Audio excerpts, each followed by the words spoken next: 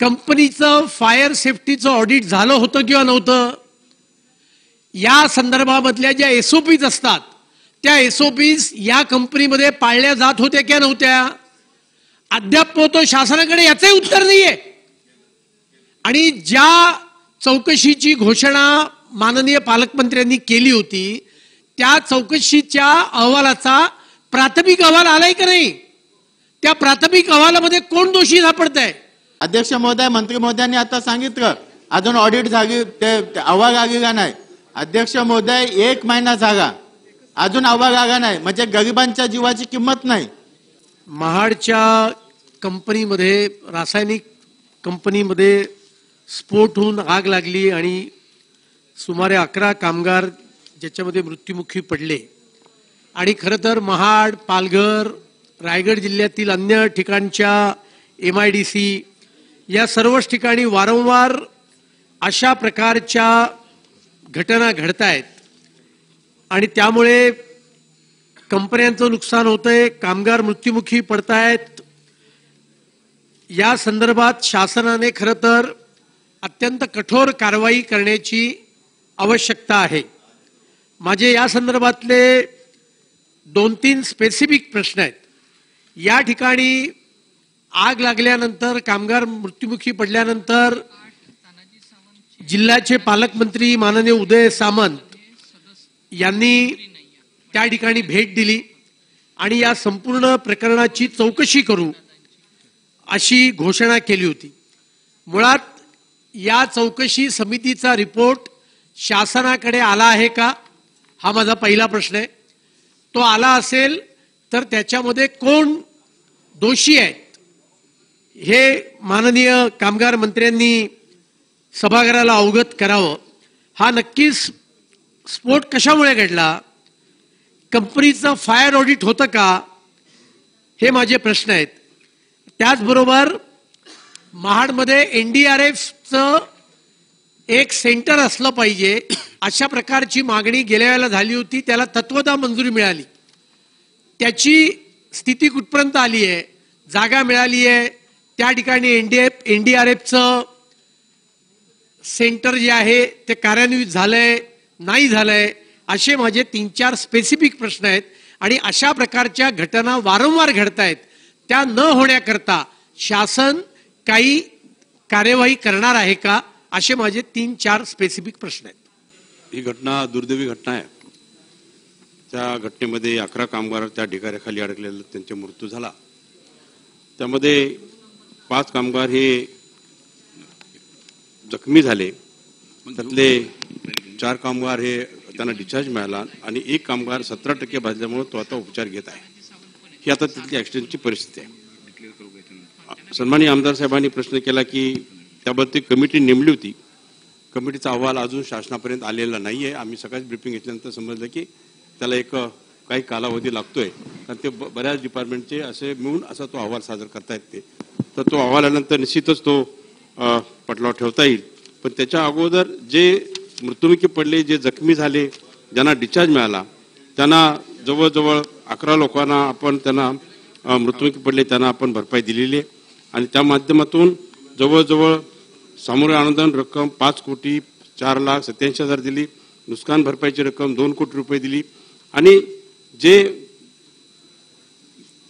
ESI असेल किंवा त्यातल्या कंपनीचा जो भोगवाटा असेल त्या भोगवाट्यामध्ये पण आपल्याला बरीच रक्कम त्यांना आपल्याला राज्य कामगार विमा योजनेतून आपल्याला त्यांना पेन्शन चालू करायचा तोही भाग आपण घेतलेला आहे. त्यामध्ये पेन्शनमध्ये जवळजवळ 8 कामगारांना हे पेन्शन चालू व्हायचं रेकॉर्ड आले. त्यामध्ये 1 नंबरचा अक्षय सुतार याला पेन्शन 13,000, विशाल कोळी याला 12,000, आदित्य मोरे 12,000, असल शेख 18,000, जीवन कुमार 10,000, अनिमुन्यो ओकार वय 10,000, विकास, असे सगळ्यांना आपल्याला सगळ्यांना संबंधित लोकांना पेन्शन द्यायची व्यवस्था केलेली आहे. त्याचबरोबर ज्या आयुक्ताकडून ज्यांना त्यांना नुकसान भरपाई मिळाली त्या नुकसान भरपाईमध्ये पण त्या कामगारांना ज्यांच्या ESI त्यांना लागू नाही आहे अशा लोकांना जवळजवळ 14, 11, 12 अशा 3 कामगारांना आपण ती मदत केलेली आहे.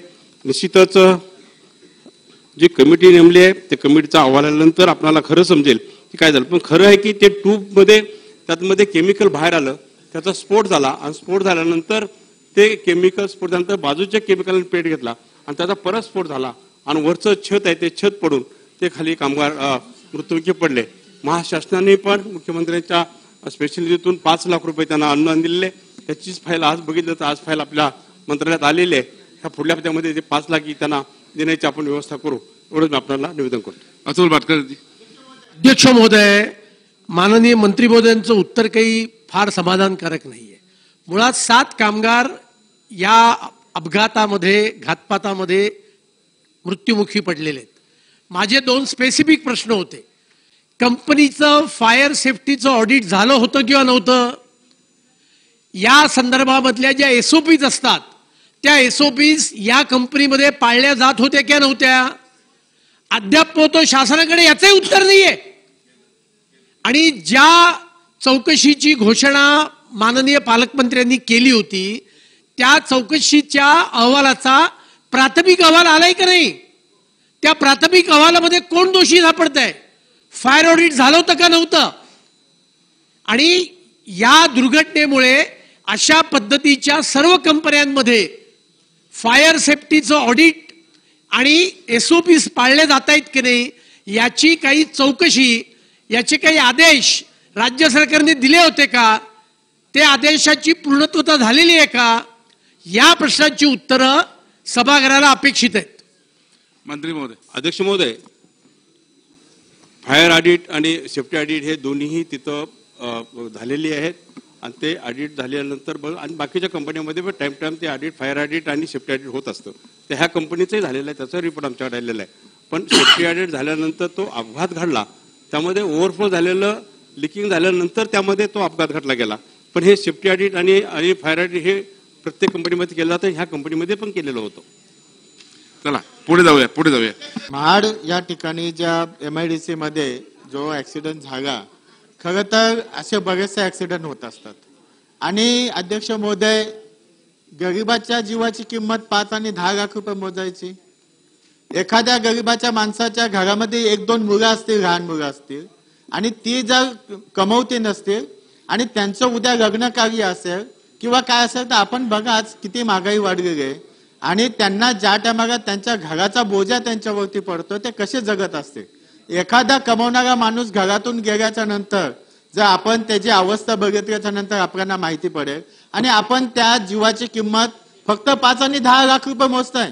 अध्यक्ष महोदय, त्या जीवाची किंमत आपण चांगल्या प्रकारे बघितलं पाहिजे. त्यांच्या आयुष्यामध्ये कशा अडचणी निर्माण होतात त्या आपण बघितल्या पाहिजेत. त्या गोष्टीकडे आपण लक्ष देणं गरजेचं आहे. अध्यक्ष महोदय, मंत्री महोदयांनी आता सांगितलं अजून ऑडिट झाली, ते अहवाल आलेला नाही. अध्यक्ष महोदय, 1 महिना झाला अजून अहवाल आला नाही, म्हणजे गरिबांच्या जीवाची किंमत नाही. आणि हा अहवाल अजून 5-6 महिने पण येणार नाही. तिथपर्यंत अध्यक्ष महोदय ह्या सर्व याचं दबून जाणार प्रकरण आणि गरिबाच्या जीवाची किंमत राहणार नाही.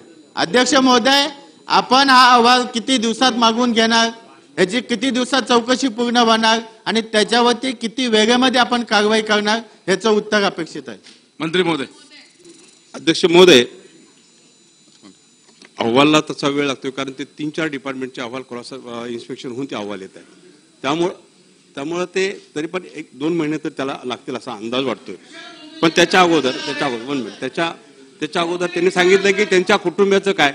पण कंपनी चालू झाल्यानंतर प्रत्येक वारसदारांना तिथं नोकरी द्यायचं मान्य केलेलं आहे आणि 10 लाख फक्त दिलेले नाहीये. तुम्हाला सांगायचं झालं तर आता की बरेच पैसे आपण तसं मृत कामगारांना राज्य विम्याचे पैसे मिळाले आहेत, 12-12, 13-13 लाख रुपये मिळालेले आहेत. त्यामध्ये महाराष्ट्र शासनाने 5 लाख रुपये प्रत्येकाला दिलेले आहेत. आणि दुसरी गोष्ट की जे ESI मध्ये ऍड नाही आहेत त्यांचा पगार जास्त असल्या कारण त्यांनाही त्या ESIच्या लागू नाही, पण त्यांनाही थांबा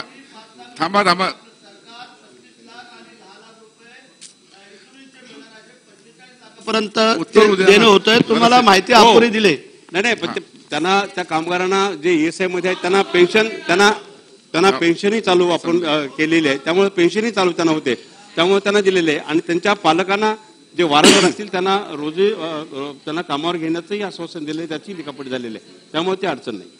चला, तुम्ही पाहत आहात विस्टा न्यूज मराठी.